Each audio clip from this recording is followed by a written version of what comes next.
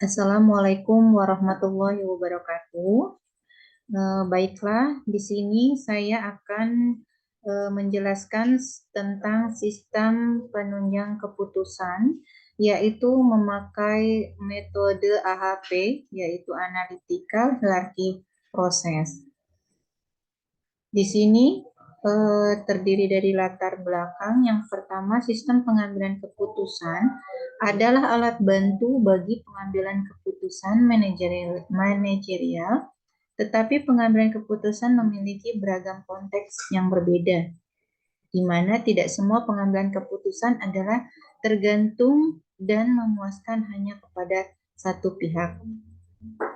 Pada umumnya pengambilan keputusan haruslah bersifat memuaskan semua pihak, dan juga pengambilan keputusan itu terkadang memiliki beragam tujuan yang berbeda yang bisa saja hilang bertentangan satu sama lain.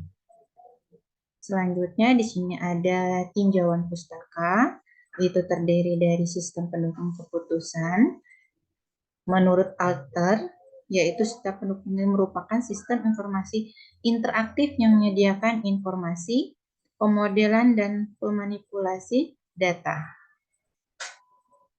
Adapun metode analitik hierarki proses atau AHP, ini terdiri dari yang pertama struktur yang hierarki, yang kedua memperhitungkan validasi, sampai dengan batas toleransi inkonsisten berbagi kriteria dan alternatif yang dipilih oleh pengambilan keputusan. Yang ketiga, memperhitungkan daya tahan output analisis sensitivitas pengambilan keputusan. Selanjutnya di sini adapun metodologi penelitian, yang pertama metode pengerjaan tugas. Adapun waktu pengerjaan tugas dalam penyelesaian tugas ini adalah 3 minggu dengan rincian observasi dan penyebaran angket. Waktu minggu ke-1 pengajuan judul, minggu kedua pengerjaan atau penulisan, minggu ketiga pembuatan video dan pengumpulan. Adapun metode pengambilan tugas, yaitu referensi dalam pengerjaan tugas ini bisa didapat dari Google dengan pencarian skripsi yang berkaitan dengan sistem pendukung keputusan menggunakan metode AHP. Metode sistem penunjang keputusan yaitu terdiri dari beberapa, yaitu yang pertama struktur hierarki, memperhitungkan validitas, memperhitungkan daya tahan output, membuat hierarki, penilaian kreatif, menentukan prioritas, dan konsistensi logis. Selanjutnya ini bisa dibaca. Di sini ada contoh studi kasus. Contoh studi kasus di sini yaitu permasalahan lembaga penerimaan mahasiswa baru atau PMB selama ini dalam sistematika penentuan program studi dengan menjalani interview untuk mengetahui minat, bakat, passion, dan komitmen seseorang terhadap bidang keilmuan, dan pengujian dari dosen prodi pilihan. Interview dilaksanakan dan itikat baik dan niat tulus untuk menempatkan mahasiswa-mahasiswi di program studi dengan interview untuk pengambilan nilai yang akan menjadi pertimbangan program studi. Dan hasil selama ini dengan sistematika interview dan dalam waktu kurang lebih 1 bulan yang kurang efisiensi sehingga mempersulit PMB dan kurang tepat dalam menentukan program studi calon mahasiswa-mahasiswi. Dengan permalasan yang telah diketahui, penulis menggunakan metode AHP sebagai metode dalam proses pengambilan keputusan. Penulis akan membangun sebuah sistem pemilihan program studi dengan menggunakan metode AHP. AHP dipilih karena keunggulan dari segi pengambilan keputusan dan akomodasi untuk atribut-atribut baik kualitatif maupun kuantitatif. Selain itu, pengambilan keputusan AHP mampu memberikan hasil yang lebih konsisten, mudah dipahami, dan digunakan. Adapun di sini tabel 1 skala intensif kepentingan AHP. Di sini ada intensitas kepentingan, yaitu 1, 3, 5, 7, 9, 2, 4, 6, dan 8. Definisi dari skala penilaian AHP yaitu elemen sama penting, 3 elemen sedikit lebih penting, 5 elemen lebih penting, 7 elemen sangat penting, 9 elemen mutlak lebih penting, 2, 4, 6, 8 nilai tengah antara dua pendapat. Di sini ada tabel 2, data kriteria. Kriteria C1, C2, C3, C4, dan C5. Nama kriterianya rencana studi sampai S1, untuk C1, untuk C2 kesanggupan finansial, untuk C3 nilai mata pelajaran dibutuhkan program studi, C4 motivasi mahasiswa, C5 catatan ragu atau tidak. Selanjutnya tabel 3 penilaian nilai perbandingan kriteria. Di sini ada tabel kriteria, nama kriteria, intensitas kepentingan. Untuk kriteria C1 sampai C2, nama kriteria C1 sedikit, lebih penting dari C2, intensitas kepentingan 3. Sampai dengan C4 sampai dengan C5, nama kriteria C4 lebih penting dari C5, intensitas kepentingan 3. Nah, di sini ada tabel pembahasan. Pembahasan di sini tabel 4, tingkat skala kepentingan AHP, yaitu di sini ada kriteria, rencana studi, sampai S1, kesanggupan finansial, nilai mata pelajaran, motivasi mahasiswa, sampai dengan catatan ragu atau tidak. Di sini ada rencana studi sampai S1, rencana studi S1-nya 1,00,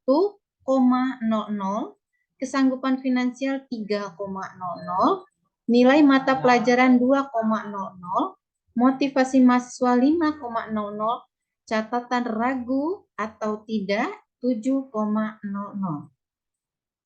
Di sini ada kesanggupan finansial, nilai mata pelajaran, motivasi mahasiswa, catatan ragu atau tidak total. Di sini ada total sampai rencana studi sampai S1 itu 2,17, keuangan finansial 4,86, nilai mata pelajaran 6,41, motivasi mahasiswa 13,5. Selanjutnya catatan ragu atau tidak itu 21. Adapun tabel 5, normalisasi matriks perbandingan berpasangan, itu ada tabel kriteria, rencana studi sampai S1, kesanggupan finansial, nilai mata pelajaran, motivasi mahasiswa, catatan ragu atau tidak, jumlah priority values. Yaitu di sini ada kolom rencana studi sampai S1, kesanggupan finansial, nilai mata pelajaran, motivasi mahasiswa, catatan ragu atau tidak total. Nah, di sini tabel 6, itu ada uji konsistensi, ada priority factor, hasil kali priority factor. Menunjukkan 0,41 untuk prioritas vektor, hasil kali 2,07, hasil kali priority vektor 5,05. Adapun tahapan-tahapan yang dilakukan dalam proses perhitungan metode AHP, yaitu yang pertama menentukan skala tingkat kepentingan AHP, 2 kemudian masing-masing kriteria harus dinormalisasikan matriks, yang ketiga uji konsisten, yaitu setelah menentukan prioritas vektor. Hasil kali didapat menggunakan perkalian matriks dari 1,00, 3,00, 2,00, 5,00, 7,00 dikali 0,41. Sama seperti yang di bawah, 0,14, 0,20, 0,16, 0,0, 1,00 dikali 0,03. Dari hasil perhitungan ini dapat dilanjutkan untuk mencari nilai CR. Di sini ada lambang lambda, yaitu rata-rata dari hasil priority vektor, N jumlah kriteria, CI yaitu lambda dikurang N dibagi N dikurang 1. R1 yaitu 1,98 dikali N-2 dibagi N. CR yaitu CI dibagi RI. Diketahui lambda 5,41 dan N kriteria 5, maka C1 sama dengan 5,41 Min 5 dibagi 5 min 1. Artinya 0,10. RI sama dengan 198 dikali 5 min 2 dibagi 5. Sama dengan 1,98. CR sendiri kok 0,10 dibagi 1,19 sama dengan 0,08. Kesimpulannya, karena nilai CR kurang dari 0,1, maka nilainya konsisten, yang artinya bobot ini dapat digunakan untuk proses penentuan pemilihan program studi. Nah, di sini ada kelebihan metode AHP, yaitu susunan hierarki untuk koneksi kriteria paling dalam sebagai koneksi. Perhitungan validasi konsentrasi melewati batas sampai kriteria pengambilan keputusan sebagai kriteria. Perhitungan kekuatan output menganalisis sensitif untuk bisa mengambil putusan. Adapun AHP bisa menyelesaikan masalah yang sangat luas dan juga bisa menyusun model yang mudah dimengerti. Cara AHP memecahkan masalah melewati pendekatan secara deduktif yang cukup kompleks. AHP digunakan kepada elemen-elemen yang saling berkaitan, bebas hubungan linear tidak terlalu diperlukan. AHP memiliki pikiran yang lebih ilmiah dan mengelompokkan sistem elemen yang memiliki elemen yang sama. AHP memiliki pengukuran metode untuk bisa mendapatkan prioritas yang tinggi. AHP juga mempertimbangkan konsistensi yang sangat logis.